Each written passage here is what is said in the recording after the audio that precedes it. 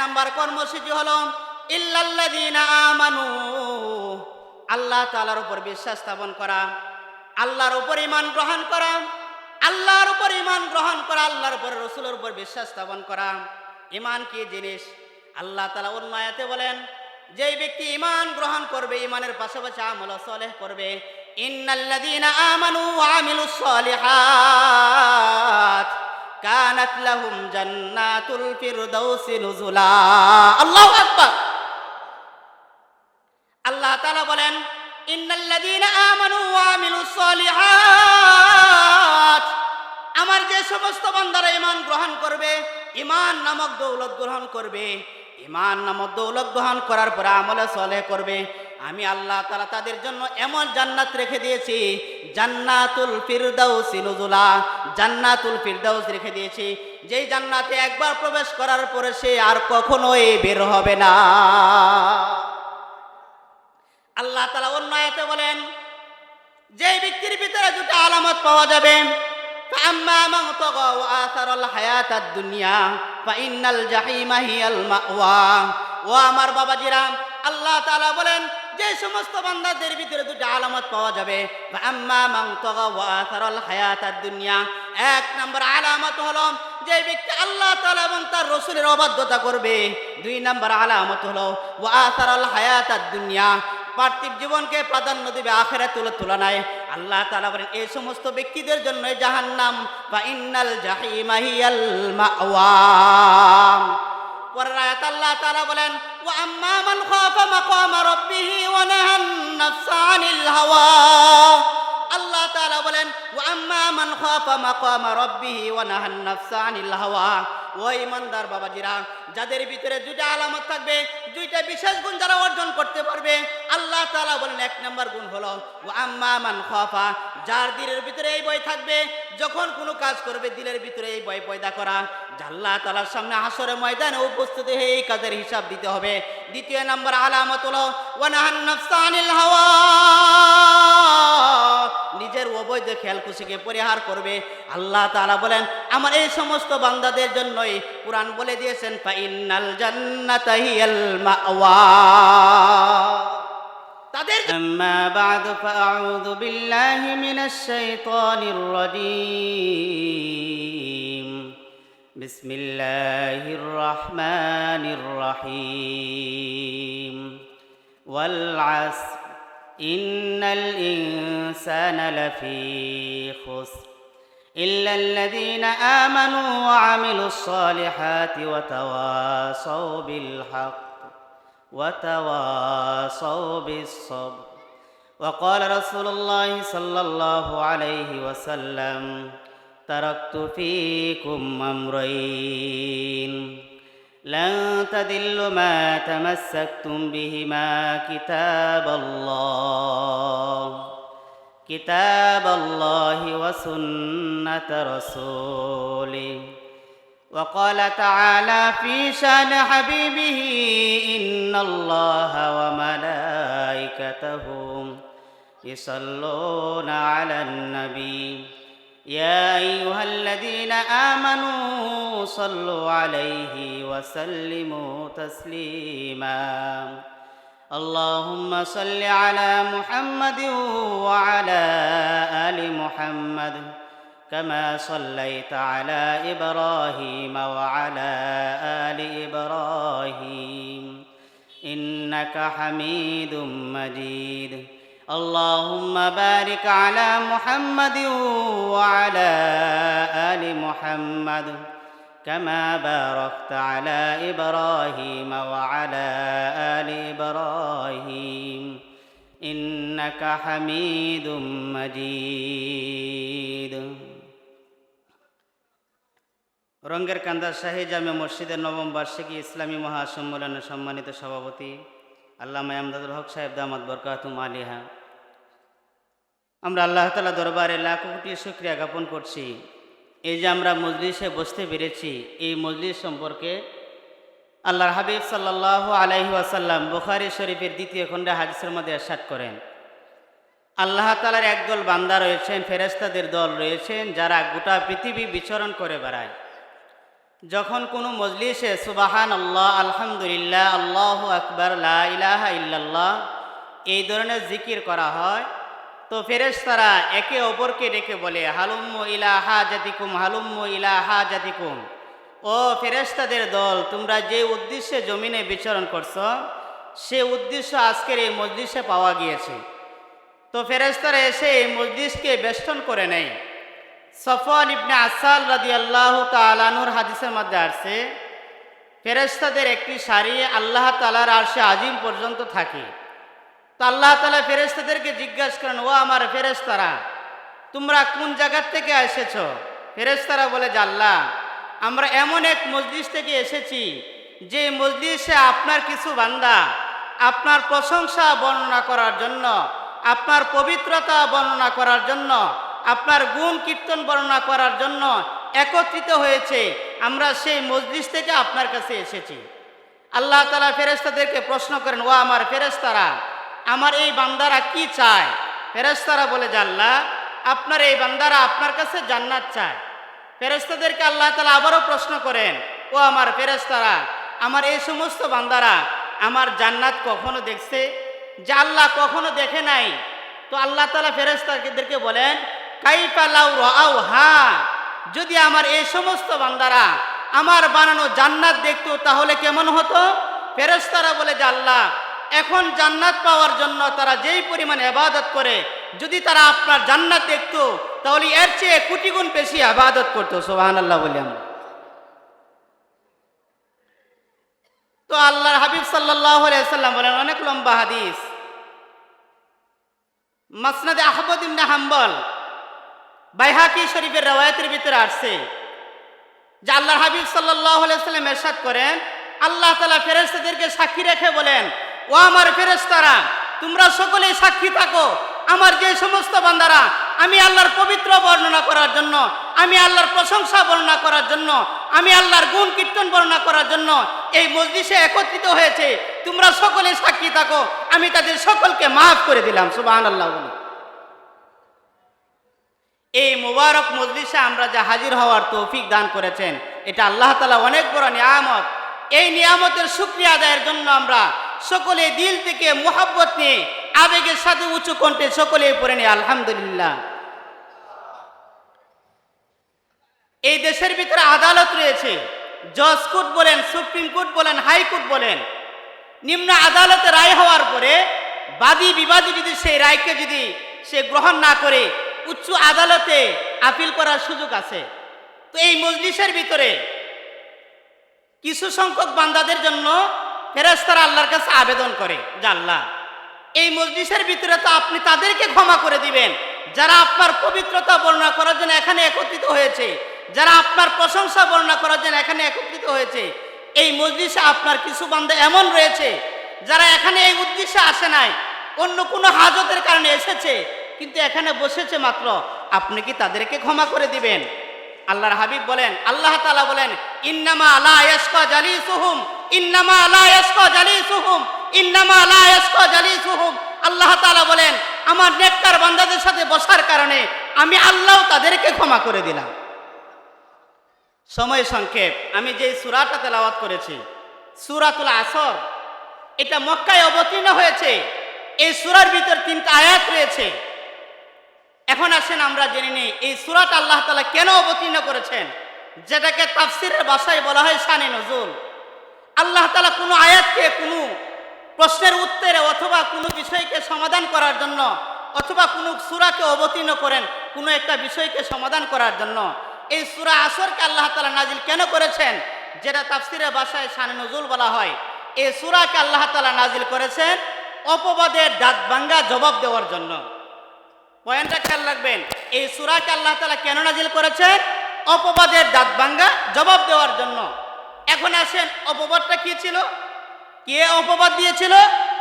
রাসূলুল্লাহ সাল্লাল্লাহু আলাইহি ওয়াসাল্লামের গোটা জিন্দেগি, 63 বছরের জিন্দেগিকে আমরা 3 ভাগে ভাগ করি। প্রথম অধ্যায় জন্মের পর থেকে 40 বছর, দ্বিতীয় অধ্যায় 13 বছরের জিন্দেগি, তৃতীয় অধ্যায় 10 বছরের জিন্দেগি। প্রথম অধ্যায় জন্মের পর থেকে 40 বছর, যেটাকে কবলার নবুয়া বলা হয়। দ্বিতীয় অধ্যায় 13 বছরের জিন্দেগি, যেটাকে মক্কি জিন্দেগি বলা হয়। তৃতীয় অধ্যায় 10 বছরের জিন্দেগি, যেটাকে মদনী জিন্দেগি বলা হয়। জন্মের পর থেকে 40 বছরের জিন্দেগিকে যেটাকে বলা হয় মিলাদুন নবী, আর 23 বছরের জিন্দেগিকে বলা হয় সিরাতুন নবী। এখন প্রশ্ন আসতে পারে, জন্মের পর থেকে 40 বছর আল্লাহর হাবিব কাউকে নামাজের দাওয়াত দেন নাই, কাউকে যাকাতের দাওয়াত দেন নাই, কাউকে রোজার দাওয়াত দেন নাই, 40 বছর পর থেকে কেন দাওয়াত দিলেন? লম্বা সময় কেন দাওয়াত দিলেন না? প্রশ্ন আসতে পারে না বাজার? এটার প্রশ্নের উত্তর হলো, জন্মের পর থেকে 40 বছর দাওয়াত না দেওয়ার কারণ হলো, এই সময়ের ভিতরে এমন অলৌকিক ঘটনা ঘটছে যেটা নবী হওয়ার জন্য নবুয়তের দলিল। কেমনে নবুয়তের দলিল হলো? রাসূলুল্লাহ সাল্লাল্লাহু আলাইহি ওয়াসাল্লাম জন্মগ্রহণ করার আগেই থেকে অলৌকিক ঘটনা ধারাবাহিকভাবে ঘটতেছিল। রাসূলুল্লাহ সাল্লাল্লাহু আলাইহি ওয়াসাল্লামের বাবা আব্দুল্লাহ এমন একজন ব্যক্তি ছিলেন, লজ্জাবতী ব্যক্তি ছিলেন। আমেনার সাথে যখন বিবাহ বন্ধনে আবদ্ধ হয়, এই আব্দুল্লাহর জন্য মক্কার নগরীর মেয়েরা পাগল ছিলেন। কেমন পাগল ছিলেন? কেন পাগল ছিলেন? তাওরাতের এক আলেমের মেয়ে ছিল, যার নাম মরিয়ম। সে আব্দুল্লাহকে বারবার ডিস্টার্ব করত। সে বলতো, তোমার বাবাকে গিয়ে বলো, তোমার বাবা যেন আমার সাথে তোমাকে বিবাহ দিয়ে দেয়। তো উনি লজ্জার কারণে বলতে পারতেন না। এক পর্যায়ে যখন আব্দুল মুত্তালিবের কাছে যখন সংবাদ পৌঁছলো, তো তিনি অতিষ্ঠ হয়ে, এই যুগের ভিতরে তো মানুষ ছেলেরা মেয়েকে ডিস্টার্ব করে, আর ওই যুগে মেয়েরা ছেলেকে ডিস্টার্ব করতো। তো এক পর্যায়ে যখন এই সংবাদ আব্দুল মুত্তালিবের কাছে বসলো, তিনি বলল যে আমার এই সন্তানকে রাখা যায় না, আমি আমার সন্তানকে বিবাহ করে দেব। তিনি মদিনায় নিয়ে গেলেন। ওনার এক বন্ধু ছিল আব্দুল ওয়াহাব জোহরি, ওনার গর্ভে একটা সন্তান ছিল যার নাম আমেনা। সন্তানকে নিয়ে মদিনায় যাওয়ার পরে আব্দুল্লাহর সাথে বিবাহ বন্ধনে আবদ্ধ করে দিলেন। করে দেওয়ার পরে এইদিকে 1 সপ্তাহ যাবৎ আব্দুল্লাহ মক্কায় নাই, আর মক্কার নগরের ভিতরে সেই মরিয়ম তার বান্ধবী সহ খোঁজাখুঁজি করতে লাগলেন, আব্দুল্লাহকে খুঁজে পায় না। 1 সপ্তাহ পরে যখন মক্কায় আসলেন, আসার পরে আব্দুল্লাহকে দেখা মাত্রই মরিয়ম পাগল হয়ে গেল। বলতে লাগলেন, আব্দুল্লাহ তুমি 1 সপ্তাহ কোথায় ছিলে?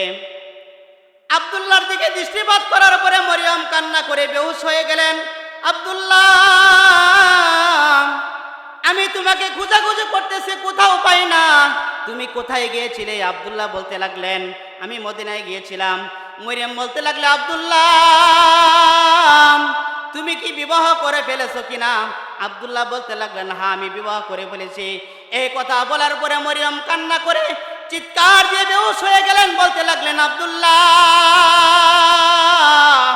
তুমি জানো নি আমি তোমার জন্য কেন পাগল ছিলাম? আব্দুল্লাহ বলতে লাগলেন, না আমি জানি না। মরিয়ম বলতে লাগলো, আমার বাবা তাওরাতের আলেম ছিলেন, আমি তাওরাত ইজাজ করে পেয়েছি। তোমার কপালের ভিতরে আমি একটা নূর দেখতে পাইতাম, আজকে আমি এই নূরটা দেখতে পাই নাই। কারণ তাওরাত কিতাবের ভিতরে আছে, তোমার রেহেমের ভিতরে একটা নূর আছে, মুহাম্মাদি নূর। এই নূর যেই মহিলার গর্ভে যাবে, সে কোনো সাধারণ কোনো মহিলা হতে পারে না, সে পৃথিবীর মেতে শ্রেষ্ঠ মা হিসাবে ধারণ করবে। এই কথা বলার পরে এইদিকে যখন আব্দুল্লাহর বিবাহ শাদী হয়ে যাওয়ার পরে, যখন 6 মাস সন্তান গর্ভে আসার পরে, এইদিকে আব্দুল্লাহ আমেনার কাছ থেকে বিদায় নিয়ে চলে গেলেন। ও আমেনা, আমি ব্যবসার জন্য সিরিয়ায় চলে যাই। যাওয়ার পরে যখন সিরিয়া রওনা হলেন, নবীজির বাবা আব্দুল্লাহ প্রতিমধ্যে মৃত্যুবরণ করলেন।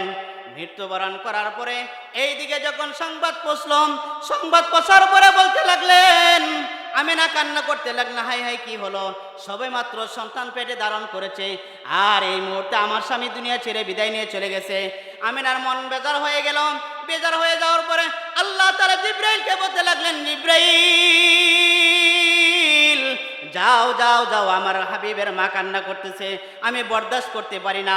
এই কথা বলার পরে জিবরাইল আয়ে বলতে লাগলেন, আসসালামু আলাইকা ইয়া আমেনা। এই কথা বলার পরে আমেনা উত্তর দেওয়ার পরে বলতে লাগলেন, কে আপনি? মিন আইনা, কোথায় থেকে এসেছেন? আল্লাহ জিবরাইল বলতে লাগলেন, যেহেতু মিনাল আরশ, আমি আরশ থেকে এসেছি, আল্লাহ তাআলার পক্ষ থেকে প্রেরিত ফেরেশতা। এই কথা বলার পরে বলতে লাগলেন, মাসমুক, আপনার নাম কি? বলতে লাগলেন, আনা জিবরাইল, আমি জিব্রাইল কেন তাবকি লিমা তাবকি, কেন কান্না করেন, আপনি কান্না করেন কেন? এই কথা বলার পরে জিব্রাইল বলতে লাগলেন, আমেনা আপনি কি জানেন আপনার গর্ভে কি আছে? আমেনা বলতে লাগলেন, আমি জানি না আমার গর্ভে কি, আপনি বলেন। এই কথা বলার পরে জিব্রাইল বলতে লাগলেন, আপনার গর্ভে সাধারণ কোনো ব্যক্তি নয়, দু জাহানের বাদশা রহমাতুল লিল আলামিন আপনার গর্ভে আছে।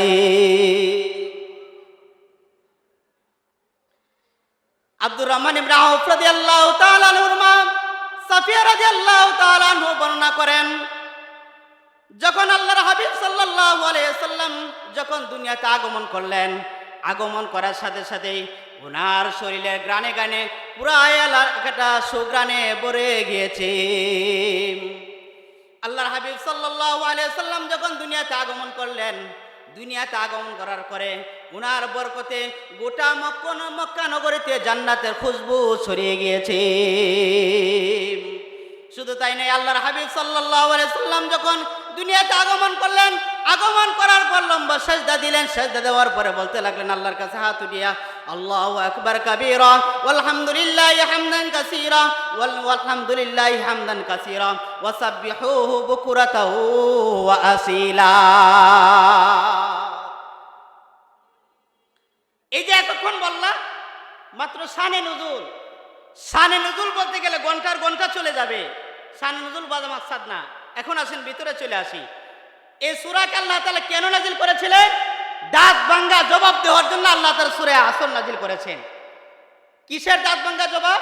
রাসূলুল্লাহ সাল্লাল্লাহু আলাইহি ওয়াসাল্লাম যখন এক কালিমার দাওয়াত দিতে শুরু করলেন, কালিমায়ে তাওহীদের দাওয়াত দিতে শুরু করলেন, তখন মক্কার কাফেররা আল্লাহর হাবিবকে বলতে লাগলেন, আল্লাহর হাবিব ক্ষতিগ্রস্ত হয়ে গেছে। এই যে অপবাদ, এই অপবাদের দাঁত ভাঙ্গা জবাব দেওয়ার জন্য আল্লাহ তাআলা ইচ্ছা করলে সরাসরি বলতে পারতেন যে আমার হাবিব আপনি ক্ষতিগ্রস্ত না, যারা আপনাকে বলেছে তারাই ক্ষতিগ্রস্ত। কিন্তু আল্লাহ তাআলা সরাসরি বলেন নাই। আল্লাহ তাআলা সরাসরি সূরা নাজিল করে দিয়েছেন জিবরাইলের মাধ্যমে, ওয়াল আসর ইন্নাল ইনসানা লাফি খুসর। ওয়াল আসর, আসরের অনেকগুলো ব্যাখ্যা আছে, এর মধ্যে একটা হচ্ছে সময়ের কসম। আল্লাহ তাআলা সময়ের কসম কেন করেছেন? সময়টা অনেক দামি জিনিস। আল্লাহ তাআলা কোরআনে অনেক জায়গায় কসম করেছেন। ওয়াত্তিন, আল্লাহ তাআলা তিন ফলের কসম করেছেন। ওয়াজ্জাইতুন, আল্লাহ তাআলা জাইতুন ফলের কসম করেছেন। ওয়াতুরি সিনিন, আল্লাহ তাআলা সিনাই পর্বতের কসম করেছেন। ওয়াহাদাল বালাদিল আমিন, আল্লাহ তাআলা মক্কা নগরীর কসম করেছেন। ওয়াদ্দুহা, দিনের কসম করেছেন, দিনের আলোর কসম করেছেন। ওয়াল্লাইলি ইযা সাজা, রাত্রের কসম করেছেন, রাত্রের অন্ধকারের কসম করেছেন। ওয়াসসামাই যাতিল বুরুজ, বুরুজ বিশিষ্ট আকাশের কসম করেছেন। জায়গা জায়গা আল্লাহ তাআলা কসম করেছেন। সূরা আসরের ভিতরে আল্লাহ তাআলা আসরের কসম কেন করেছেন? কথার গুরুত্ব বোঝানোর জন্য। কথার কি বোঝানোর জন্য? গুরুত্ব বোঝানোর জন্য। বাজান দেখবেন গ্রামে গঞ্জে আমাদের একটা প্রবাদ আছে, কারো কথাকে বিশ্বাস করানোর জন্য মানুষ কসম করে। কেউ সন্তানের কসম করে, কেউ ব্যবসার কসম করে, যার কাছে যেই জিনিস বেশি ভালো লাগে সে ওই জিনিসের কসম করে। কিন্তু আল্লাহ তাআলা সূরা আসরের ভিতরে সময়ের কসম কেন করেছেন? সময়ের কসম করে আল্লাহ কি বলেছেন? ইন্নাল ইনসানা লাফি খুসর, নিশ্চয় মানুষ ক্ষতিগ্রস্ত।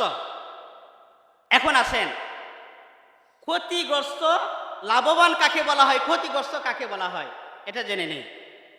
এই দুনিয়াটা হচ্ছে ব্যবসার জায়গা। এই দুনিয়াটা কিসের জায়গা বাজার? ব্যবসার জায়গা। এখন একটা প্রশ্নের উত্তর দিবেন, ব্যবসা করার জন্য কি লাগে বাজান? ব্যবসা করতে কি লাগে বাজান? পুঁজি লাগে। কি লাগে? পুঁজি লাগে। আল্লাহ বলে এই দুনিয়াটা হচ্ছে ব্যবসার জায়গা, আর ব্যবসা করার জন্য পুঁজি আমি প্রত্যেকটা ব্যক্তিকে পুঁজি দিয়েছি। সেই পুঁজিটা হচ্ছে হায়াত, সেই পুঁজিটাই হচ্ছে হায়াত। আল্লাহ বলেন ওয়াল আসর, সময়ের কসম, এই দুনিয়াতে ব্যবসা করার জন্য আল্লাহ তাআলা প্রত্যেকটা ব্যক্তিকে সে হায়াত নামক পুঁজি দিয়েছেন। যার 30 বছর, তার 30 বছর হায়াতের কসম করেছেন। যাকে আল্লাহ তাআলা 40 বছর হায়াত দিয়েছেন, আল্লাহ বলেন 40 বছর হায়াতের কসম। যাকে আল্লাহ 50 বছর হায়াত দিয়েছেন, আল্লাহ বলেন 50 বছর হায়াতের কসম। ব্যবসাটা কি? নেক আমল। ব্যবসাটা কি বাজার? নেক আমল। আল্লাহ বলেন দুনিয়াটা হচ্ছে ব্যবসার জায়গা, ব্যবসা করার জন্য প্রত্যেককে আমি পুঁজি দিয়েছি, সেই পুঁজিটা হচ্ছে হায়াত। আর যে ব্যবসা সেটা হচ্ছে কি? নেক আমল। কি আমল বাজান? নেক আমল। আল্লাহ তাআলা বলেন ওয়াল্লাস, আসরের কসম, সময়ের কসম করে বলেছেন ইন্নাল ইনসানা লাফি খুস, নিশ্চয় মানুষ ক্ষতিগ্রস্ত। এক চার শ্রেণীর মানুষ ব্যতীত যারা চারটা কর্মসূচি পালন করবে তারা ক্ষতিগ্রস্ত না। এই সূরার ভিতরে আল্লাহ তাআলা কসম করেছেন একটা, কর্মসূচি দিয়েছেন চারটা। কর্মসূচি কয়টা বাজান? চারটা। মুখস্থ করে নেবেন। এই সূরার ভিতরে আল্লাহ তাআলা কসম করেছেন একটা, কর্মসূচি দিয়েছেন চারটা। আল্লাহ বলেন সূরা আসরে কসম করে বলতেছি, সময়ের কসম করে বলতেছি, চারটা কর্মসূচি যারা পালন করবে তারা সফল কাম, তারা ক্ষতিগ্রস্ত না করবে, তারাই ক্ষতিগ্রস্ত। এখন আসেন, চারটা কর্মসূচি জানা দরকার আছে না বাজান? চারটা কর্মসূচি বললে ওয়াজ শেষ। চারটা কর্মসূচি বললে কি? ওয়াজ শেষ। এক নম্বর কর্মসূচি আল্লাহ তাআলা বলেন ইল্লাল্লাযীনা আমানু ওয়া আমিলুস সালিহাত। এক নম্বর কর্মসূচি হলো ইল্লাল্লাযীনা আমানু, আল্লাহ তাআলার উপর বিশ্বাস স্থাপন করা, আল্লাহর উপর ঈমান গ্রহণ করা, আল্লাহর উপর ঈমান গ্রহণ করা, আল্লাহর উপর রাসূলের উপর বিশ্বাস স্থাপন করা। ঈমান কি জিনিস? আল্লাহ তাআলা অন্য আয়াতে বলেন যেই ব্যক্তি ঈমান গ্রহণ করবে, ঈমানের পাশাপাশি আমল সালেহ করবে, ইন্নাল্লাযীনা আমানু ওয়া আমিলুস সালিহাত কানাত লাহুম জান্নাতুল ফিরদাউসি নুজুলা। আল্লাহু আকবার। আল্লাহ তাআলা বলেন ইন্নাল্লাযীনা আমানু ওয়া আমিলুস সালিহাত, আমার যে সমস্ত বান্দারা ঈমান গ্রহণ করবে, ঈমান নামক দৌলত গ্রহণ করবে, ঈমান নামক দৌলত গ্রহণ করার পরে আমলে সালেহ করবে, আমি আল্লাহ তাআলা তাদের জন্য এমন জান্নাত রেখে দিয়েছি, জান্নাতুল ফিরদাউসি নুজুলা, জান্নাতুল ফিরদাউস রেখে দিয়েছি, যেই জান্নাতে একবার প্রবেশ করার পরে সে আর কখনোই বের হবে না। আল্লাহ তাআলা অন্য আয়াতে বলেন যেই ব্যক্তির ভিতরে দুটো আলামত পাওয়া যাবে, فأما من طغى وآثر الحياة الدنيا فإن الجحيم هي المأوى। ও আমার বাবাজিরা, আল্লাহ তাআলা বলেন যে সমস্ত বান্দাদের ভিতরে দুটো আলামত পাওয়া যাবে, فأما من طغى وآثر الحياة الدنيا, এক নম্বর আলামত হলো যে ব্যক্তি আল্লাহ তাআলা এবং তার রাসূলের অবাধ্যতা করবে। দুই নম্বর আলামত হলো وآثر الحياة الدنيا, পার্থিব জীবনকে প্রাধান্য দিবে আখিরাতের তুলনায়। আল্লাহ তাআলা বলেন এই সমস্ত ব্যক্তিদের জন্য জাহান্নাম, বা ইন্নাল জাহিমা হিয়াল মাওয়া। পরের আয়াত আল্লাহ তাআলা বলেন ওয়া আম্মা মান খাফা মাকামা রাব্বিহি ওয়া নাহান নাফসা আনিল হাওয়া। আল্লাহ তাআলা বলেন ওয়া আম্মা মান খাফা মাকামা রাব্বিহি ওয়া নাহান নাফসা আনিল হাওয়া। ও ইমানদার বাবাজিরা, যাদের ভিতরে দুইটা আলামত থাকবে, দুইটা বিশেষ গুণ যারা অর্জন করতে পারবে, আল্লাহ তাআলা বলেন এক নম্বর গুণ হলো ওয়া আম্মা মান খাফা, যার দিলের ভিতরে এই ভয় থাকবে, যখন কোনো কাজ করবে দিলের ভিতরে এই ভয় পয়দা করা, আল্লাহ তাআলার সামনে হাসরের ময়দানে উপস্থিত হয়ে এই কাজের হিসাব দিতে হবে। দ্বিতীয় নম্বর আলামত হলো ওয়া নাহান নাফসা আনিল হাওয়া, নিজের অবৈধ খেয়াল খুশিকে পরিহার করবে। আল্লাহ তাআলা বলেন আমার এই সমস্ত বান্দাদের জন্যই কুরআন বলে দিয়েছেন ফাইনাল জান্নাতা হিয়াল মাওয়া, তাদের জন্য আমার বানানো জান্নাত। তো এক নম্বর কর্মসূচি হচ্ছে যে যারা ঈমান নামক দৌলত গ্রহণ করবে, এক নম্বর কর্মসূচি। দ্বিতীয় নম্বর কর্মসূচি হচ্ছে ওয়া আমিলুস সালিহাত, আমলে সালেহ করা। যারা আমলে সালেহ করবে, তাহলে এই সূরার ভিতরে আল্লাহ তাআলা বলেন এক নম্বর কর্মসূচি হচ্ছে ঈমান গ্রহণ করা, দ্বিতীয় নম্বর কর্মসূচি হচ্ছে আমলে সালেহ করা। যদি বাজান আমলে সালেহ করতে পারে, নেক আমল করতে পারে, তাহলে আমার আপনার জীবন সার্থক, আমরা ক্ষতিগ্রস্ত না, আমরাই সফল কাম হব। আমলে সালেহ কি জিনিস? নেক আমল কি জিনিস? হাসর ময়দান আল্লাহ তাআলা বান্দার নেক আমলের উসিলায় আল্লাহ তাআলা ক্ষমা করে দেওয়ার ফিকির করবেন, বান্দার উসিলা খুঁজবেন, বান্দার বাহানা খুঁজবেন। আল্লামা কাজী ইয়াহইয়া ইবনে আকসাম রাহমাতুল্লাহি আলাইহি জবরদস্ত বুজুর্গ ছিলেন। উনি ওনার সন্তানদেরকে ওসিয়ত করলেন, ও আমার সন্তানরা, আমি যখন দুনিয়া থেকে চলে যাব, তখন তোমরা আমার চুল এবং দাড়িগুলি এমনভাবে সাদা বানাইবা যেন আমাকে দেখলে বুড়ো মনে হয়। আল্লামা কাজী ইয়াহইয়া ইবনে আকসাম রাহমাতুল্লাহি আলাইহি ওসিয়ত করার পরে মারা গেলেন। মারা যাওয়ার পরে ওনার সন্তানরা বাবার ওসিয়ত অনুযায়ী তাই করলেন। যখন ওনাকে কবরে রাখলেন, আল্লামা কাজী ইয়াহইয়া ইবনে আকসাম রহমাতুল্লাহি আলাইহিকে যখন কবর দাফন করলেন, দাফন করার পরে ফেরেশতারা প্রশ্ন করলেন, মার রব্বুকা ওয়া মা দীনুকা ওয়া মান হাদার রাজুল। দমক দিয়ে জিজ্ঞাসা করলেন। আল্লামা কাজী ইয়াহইয়া ইবনে আকসাম রহমাতুল্লাহি আলাইহি প্রশ্নের উত্তর দেয় না, হা হা বলে না, লা আদরিও বলে না। এইদিকে ফেরেশতা আল্লাহর কাছে বললেন, ও আমার মালিক, ও গো আল্লাহ, আপনার এক বান্দাকে প্রশ্ন করেছি, সে প্রশ্নের উত্তর দেয় না, হা হা বলে না, লা আদরিও বলে না। এই কথা বলার পরে আল্লাহ তাআলা ফেরেশতাদেরকে বললেন, ও আমার ফেরেশতা, তোমরা চলে যাও, আমি কাজী ইয়াহইয়াকে জিজ্ঞেস করি। আল্লাহ তাআলা কাজী ইয়াহইয়া ইবনে আকসাম রাহমাতুল্লাহি আলাইহিকে জিজ্ঞেস করেন, এ কাজী ইয়াহইয়া, ফেরেশতারা তোমাকে প্রশ্ন করেছে, প্রশ্নের উত্তর দাও না কেন? আল্লামা কাজী ইয়াহইয়া ইবনে আকসাম রাহমাতুল্লাহি আলাইহি বলেন, ও আমার মালিক, ফেরেশতারা যখন আমাকে ধমক দিয়ে জিজ্ঞাসা করছে, আমাকে ধমক দিয়ে জিজ্ঞাসা করার পরে আমি রাসূলের ওই হাদিসের দিকে দৃষ্টিপাত করলাম।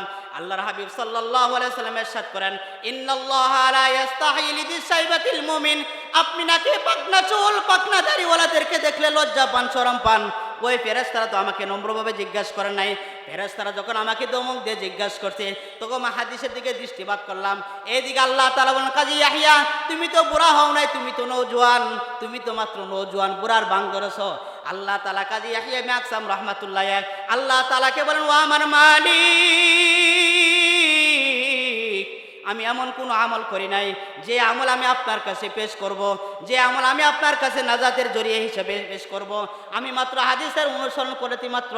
আল্লাহ তাআলা বলেন, কাজী ইয়াহইয়া, যা, তুই যেহেতু একটা হাদিসের অনুসরণ করেছে মাত্র, এই হাদিসের অনুসরণ করার কারণে আমি তোমাকে ক্ষমা করে দিলাম। তো এই জন্য শেষ করে দিচ্ছি, সময় সংক্ষেপ। আল্লাহ তাআলা সূরা আসরের ভিতরে একটা কসম করে কর্মসূচি দিয়েছেন। কয়টা বাজার? 4টা। 1 নাম্বার কর্মসূচি হচ্ছে ঈমান, 2 নাম্বার কর্মসূচি হচ্ছে আমলে সালেহ, 3 নাম্বার কর্মসূচি হচ্ছে ওয়াতাওয়াসাউ বিল হক, সত্য কথা বলা। 3 নাম্বার কর্মসূচি কি? সত্য কথা বলা। 4টা কর্মসূচি শেষ করলে আমি বয়ান শেষ করে দিব। 3 নাম্বার কর্মসূচি হচ্ছে কি বাজার? সত্য কথা বলা। স্থানে বসে কখনো সত্যকে মিথ্যা না বলা।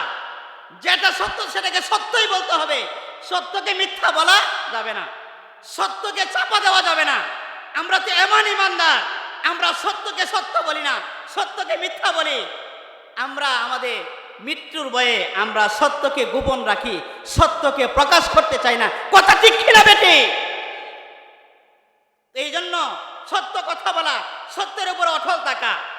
4 নাম্বার কর্মসূচি হচ্ছে ওয়াতাওয়াসাউ বিস সবর, সবরে ধৈর্য ধারণ করা, বিপদে ধৈর্য ধারণ করা, সবরের উপর ধৈর্য ধারণ করা। বিপদ আসবেই, বিপদ আসতেই পারে। এই বিপদের উপর ধৈর্য ধারণ করে যারা শাহাদাতের পেয়ালা পান করতে পারবে, আল্লাহর হাবিব বলেন, ওই সমস্ত বান্দাদের জন্যই জান্নাত। এই জন্য সবরে ধৈর্য ধারণ করতে রাজি আছি না ইনশাআল্লাহ। আসলে সময় লম্বা করার সুযোগ নাই, অনেক কথা ছিল, বলারও সুযোগ নাই। তো আমি ছোট্ট মানুষ যে কথাগুলো বলেছি, এই কথাগুলোর উপর সর্বপ্রথম আল্লাহ তাআলা আমি অদমকে আমল করার তৌফিক দান করুক।